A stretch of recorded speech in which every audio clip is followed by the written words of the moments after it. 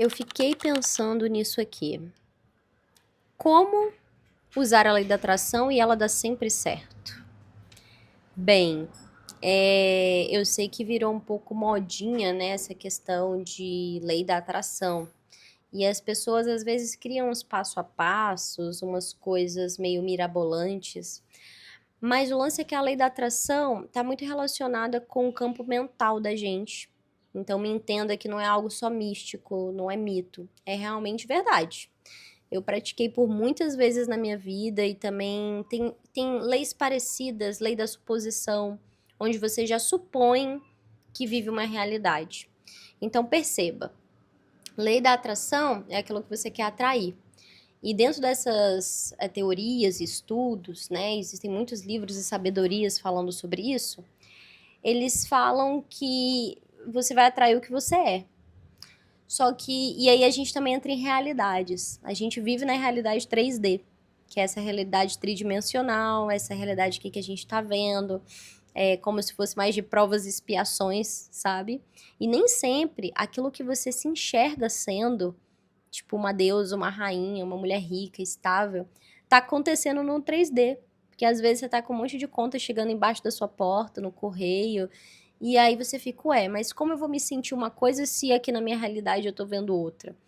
E a ideia é você não se identificar tanto com esse seu mundo 3D. Por mais que as dificuldades apareçam, e algumas coisas mostrando que não, você não é isso não. Pensa assim, a minha realidade ainda não se adaptou àquilo que eu sou. Porque eu sinto, eu me vejo em tal lugar, eu sei que estarei. Por exemplo, hoje em dia eu moro aqui na Espanha. Desde quando eu morava no Distrito Federal, ali quando eu já estava planejando a imigração, meu marido inclusive imigrou antes de mim, foi bem difícil aguentar toda essa jornada para conseguir fazer a imigração com a família toda mesmo completa, a gente teve alguns empecilhos, eu conto no meu canal Viajando com Caroline Mevier, mais sobre imigração. Mas eu me via lá na Samambaia, né, que era a quebrada que eu morei por muito tempo, já morei em Taguatinga, no DF, já morei na Chaparral quando eu era criança, que é tipo uma favela do DF. Tem várias, no Brasil inteiro tem várias, né, gente?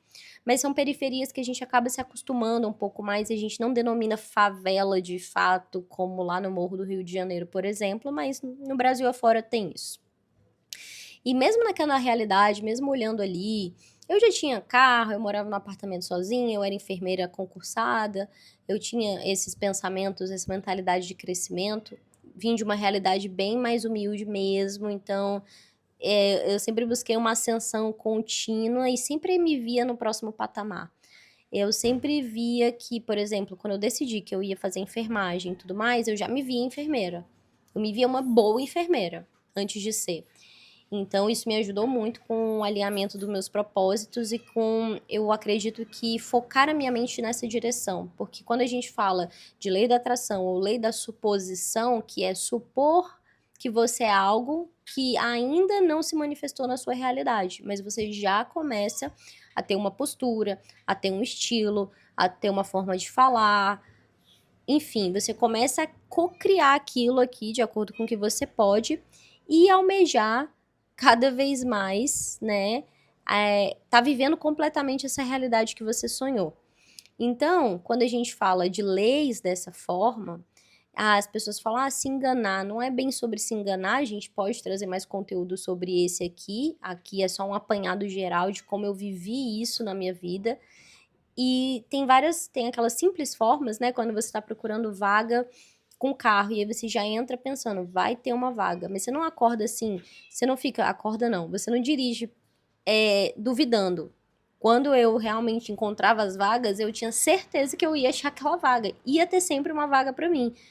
Então, é isso que eu imaginava. Quando eu fazia um concurso que tinha poucas vagas, eu sempre pensava, né? Eu só preciso de uma vaga. Então, uma delas vai ser minha. Eu lembro que quando eu passei no concurso de enfermeira, eu coloquei assim, eu vou passar em até o lugar 600, porque era o Brasil todo que faz concurso no Distrito Federal. Então eu sabia que se eu ficasse ali no 600, tava ótimo. Eu até me arrependi, porque foi o primeiro concurso que começou a chamar muito pouco. Antes chamava assim 1.000 de uma vez, depois mais 1.000. Bem nessa vez, eu fui chamada na prorrogação, né? Vale por 2 anos o concurso. Aí quando prorrogou mais uma vez, foi que eu fui chamada. E aí eu percebi que eu poderia ter mirado mais alto. Que ao invés de pedir para ficar no lugar ali até 600, né?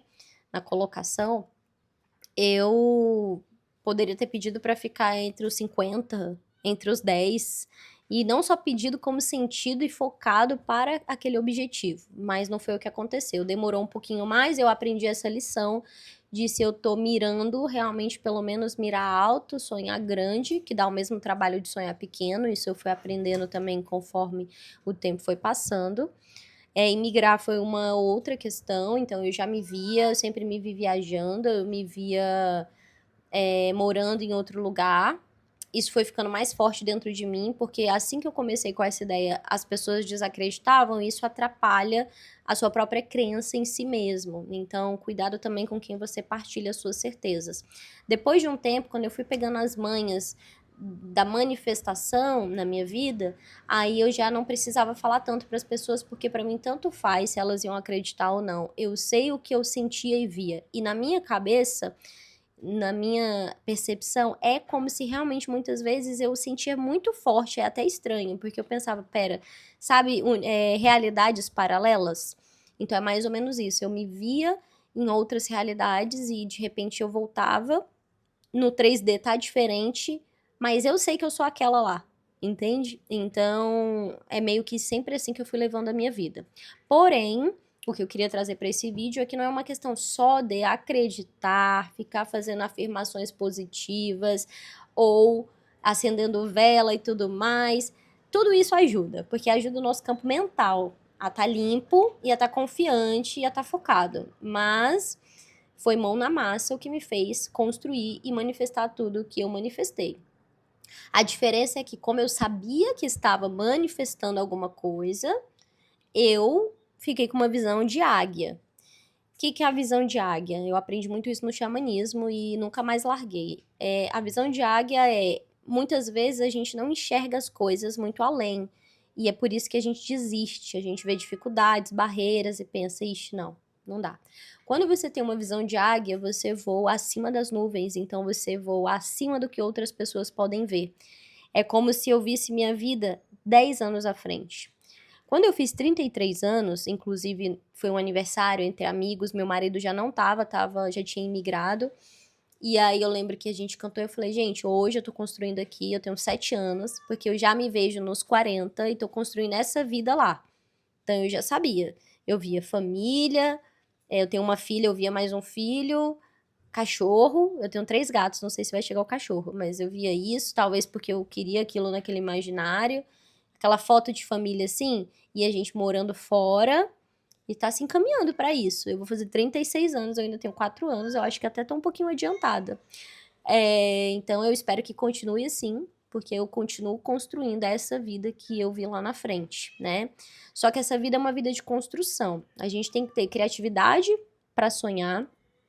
A gente tem que se ver merecedores. Tem gente que nem sonha nada de muito diferente porque ela se bloqueia e acha que ela não vai conseguir, não merece, não é pra ela. Então isso é muito triste, porque o universo é muito abundante. Eu tava escutando um vídeo esses dias falando que ser abundante é o natural. Porque na natureza, se você vê, por exemplo, uma flor, ela não solta uma sementinha, né? São micro sementes, milhões, milhares, que ela espalha por aí. Uma árvore, ela não dá uma maçã, 3 maçãs, você dividir. Ela dá muitas maçãs ao longo de uma estação, ao longo da vida dela, então, muitas frutas, seja qual for a árvore do que for, né? Então, o universo é naturalmente abundante. E tem, de certa forma, excluindo, obviamente, eu sei que existem muitas diferenças sociais. Chegar a esse nível de debate aqui, de pensamento, já é um privilégio. Porque quem está preocupado com a sobrevivência, como vai para o colégio, como vai matricular o filho, realidades absurdas e diferentes da nossa, obviamente não vão ter tempo para pensar nisso. O que é, mais uma vez, uma forma de o sistema manter as pessoas também no mesmo lugar, cada vez mais pobres e necessitadas, mais fragilizadas e vulneráveis. Então, eu sei que existe essa realidade. Mas hoje eu falo aqui para as pessoas que não estão, né, têm o privilégio de ter um acesso à internet, de assistir esse vídeo, de pensar dessa forma. Elas têm tempo para pensar e aí elas estão pensando em como manifestar e tomar o controle da sua vida. Então, é nesse sentido. Então, a gente precisa de planejamento, de estratégia, né? Depois eu acho que eu vou fazer um vídeo aqui meio que com passo a passo de como eu fazia. E de escrever as ideias, a primeira coisa que eu faço quando eu quero viajar, por exemplo, eu quero conhecer o Marrocos. Então, isso já tá na mente, mas eu preciso tirar da mente. E aí eu vou para um documento no Word, né? E aí eu coloco lá, conhecer a viagem Marrocos 2026. Tô vibrando que vai ser esse ano, mas não parei muito a fundo para ver isso, mas vou em breve. E aí depois disso, o que a gente tem que fazer? Como é que eu vou viajar para o Marrocos se eu não sei nem o valor da passagem para lá? Então eu vou, primeira coisa, começar um orçamento. O que eu vou gastar? O que eu vou precisar? Eu fiz isso quando fui migrar, e, gente, a lista foi gigantesca. Se eu olhasse a lista toda, dependendo da pessoa, ela já teria desistido ali. Porque foi muita etapa que eu precisei. E cada etapa, cada degrau até chegar a viver fora era grande. Tipo, primeiro eu tinha que tirar um visto. Só para tirar um visto já foi um monte de documento, um monte de coisa que eu tive que fazer, visitar um monte de escola para pegar documentos, para passar por uma entrevista online com as pessoas de Lisboa, para então conseguir me matricular, né? Então, fora o dinheiro desse mestrado, e aí eu pensei, como eu vou conseguir esse dinheiro? Aí eu tinha um carro na época, vendi o carro, tive que pegar mais um empréstimo no banco, só para a primeira etapa. Depois veio muita coisa ainda. Então, se eu não tivesse claro as etapas do que eu teria que fazer, ou eu estaria despreparada para manifestar aquilo, né? Ou eu estaria desorganizada, o que também não daria certo. Então a gente pensa, depois a gente escreve, e depois de escrito, eu ainda gosto isso. Eu faço checklists na minha parede, no meu mural. Eu gosto de visualizando que etapas eu já fiz, já conquistei, já alcancei, já deu certo, né? A gente está vivendo até hoje essa construção da imigração. Agora a gente mudou para a Espanha, depois de ter morado em Portugal, e recentemente chegou nosso documento aqui na Espanha. Então, você vê que até hoje a gente tem etapas e a gente também está comemorando e a gente está ainda alcançando coisas e ainda tem um pouco de chão até a gente se integrar de verdade na sociedade aqui, que agora eu vou matricular minha filha em escola, que chegou agora, e aí a gente vai entrando no sistema de saúde. Aí no futuro meu marido quer abrir um estúdio presencial, trabalhar para ele mesmo aqui. Então, assim, são etapas, né, que a gente vai vencendo, tendo claro que é algo que a gente está manifestando daquela realidade que a gente está construindo. Então a gente se coloca como agentes ativos da nossa própria realidade e não como deixa a vida me levar, sabe? Vida leva eu. É bom por um lado, mas não dá para ser a vida toda assim. Dei um pause aqui, gente, porque a minha gatinha está muito carente, estava fazendo barulho no vídeo. Mas vamos lá. Então a questão da manifestação é isso. É você pensar primeiro sem barreiras, você se estruturar, escrever, se organizar e ver o que você vai precisar. É uma viagem que você quer manifestar? É possível. Eu sempre falo isso. A diferença é, para você é possível agora, quando você pensa, se você tem grana, muita coisa é possível na hora, em 3 meses, 6 meses. Ou para você é possível em 2 anos de planejamento, em 5 anos.